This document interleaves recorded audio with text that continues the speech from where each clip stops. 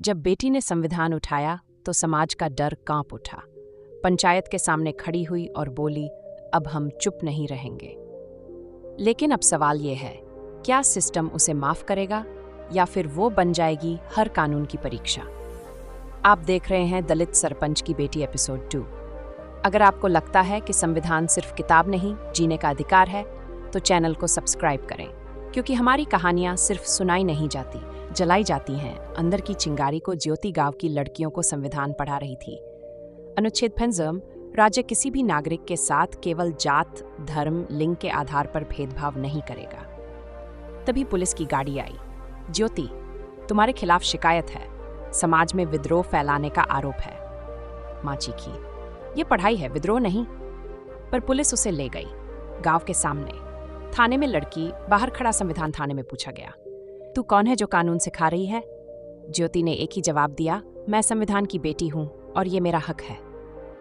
Inspector मुस्कुराया, कभी किसी दलित लड़की को कानून पढ़ते नहीं देखा था, तू डरती नहीं क्या? ज्योति ने कहा, बाबा साहेब ने कहा था, हम तोप के जवाब में किताब उठाएंगे और हम उठाएंगे। माँ सोमवती दर दर गई, पंचायत में रोई, मेरी बेटी को छोड़ा जाए, उसने कुछ गलत नहीं किया। पंचायत चुप रही, गांव चुप रहा, मगर कुछ लड़कियों ने हिम्मत दिखाई, थाने के बाहर खड़ी हुई। बाबा साहेब की किताब बनती है, डाल। ज्योति को कोर्ट में पेश किया गया। वकील बोला, ये लड़की संविधान की धारा 5 और 19 का जिक्र करती है, ये कोई अपराध नहीं। जज चौंका, पूछा, ये सब किसने सिखाया? ज्योति ने कहा, डॉक्टर भीमराव अंबेडकर ने, किताब में, खून में और आत्मा में। जज ने मुस्कुराया, जिस संविधान की बात तुम करती हो उसी ने तुम्हें बोलने का अधिकार दिया है, तुम आजाद हो। ज्योति गांव लौटी। पहली बार ठाकुरों ने कुछ नहीं कहा। कुछ बच्चों ने आकर पूछा, दीदी, संविधान की वो किताब हमें भी पढ़ाओगी?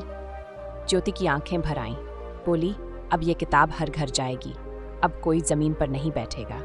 रात को नीले आसमान के नीचे किताब हाथ में लिए ज्योति ने सोचा, बाबा साहेब, आपने जो सपना देखा था, मैं उसे जीना चाहती हूँ।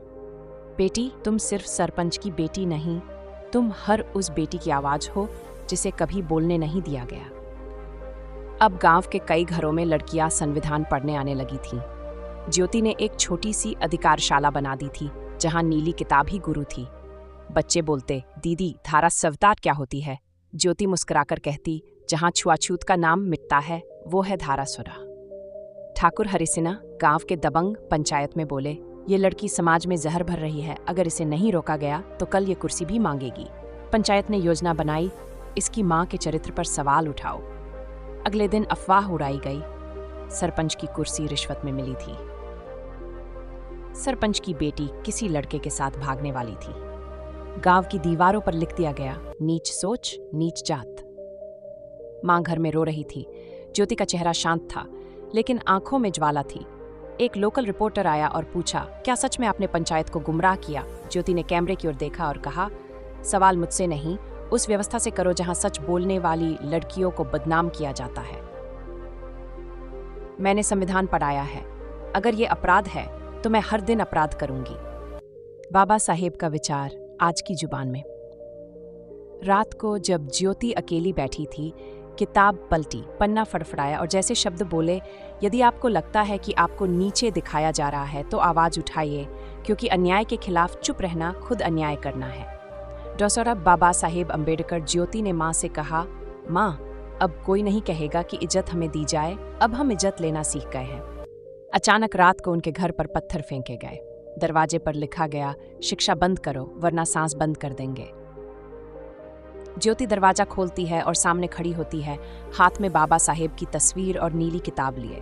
वो चिल्लाती है, हम डरेंगे नहीं, हम मिटेंगे नहीं, हम सिर्फ संविधान के रास्ते चलेंगे, चाहे रास्ता कांटों से भरा क्यों न हो। मां पीछे से आती है, सिर से खून बह रहा है। ज्योति पहली बार कांपती है। अब अगर आवाज उठाना भी जुर्म है तो ये जुर्म बार बार करेंगे, लेकिन मां को खून बहाता नहीं देख सकती। कैमरा स्लो जूम करता है। ज्योति मां का खून अपने दुपट्टे से पोंछती है और आंखें उठाकर कहती है, अब ये व्यक्तिगत नहीं, ये संविधान की लड़ाई है। क्या ज्योति अब डरेगी या बाबा साहेब के शब्दों की लौ से फिर एक नई क्रांति जलेगी? देखिए सरपंच की बेटी एपिसोड 3, जब मौत भी डर गई बेटी से। अगर आप चाहते हैं कि this YouTuber hier bei die बहुत सा खड़े साहब तो इस वीडियो को मैं गाँव अपने ग्रुप में फिर मैं इसका और चैनल को सब्सक्राइब ज़रूर कीजिए।